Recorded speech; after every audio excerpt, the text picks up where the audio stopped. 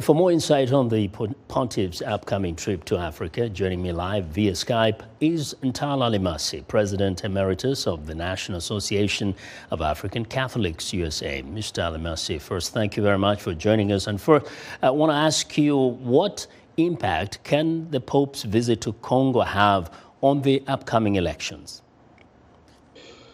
Well, what you should know is that the Catholics make, I would say, the majority of, I would say, the population in the DRC. So you have pretty much a big number of people, and if those people are all going to be listening intently to what will happen during next week's visit, then the call for, like the one that we heard from the Pope saying, like, urge the people to participate in the election becomes important. Mm-hmm. Now, go ahead, please. Well, I wanted to ask you, just before the Pope travels, he made a statement already about homosexuality. He said it's not a crime, but it's a sin. How is this resonating in the Catholic community, among the Catholic communities in the DRC, and what are the implications of his statement? Well, that's a very big question.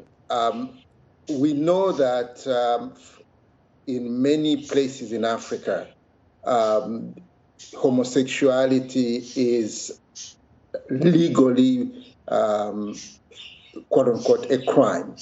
Now, the Pope comes out and he takes that stand, which personally I agree with as a statement. And as he says that it's not a crime, it's a sin. So people will be listening to that. Are they going to start reflecting really on the distinction that the Pope makes between a sin and a crime? I hope so, because it's in the end what should be in the mind of people is that the Pope is a spiritual leader. His role is to tell people about what the gospel says and what should be on the mind of his flock.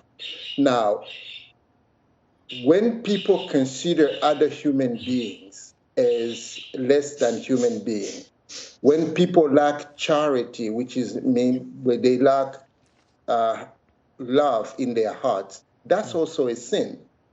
But is it a crime? Thank you. Thank you very much, Ntal Alimasi, for joining us today. Ntal Alimasi is the President Emeritus of the National Association of African Catholics here in the United States.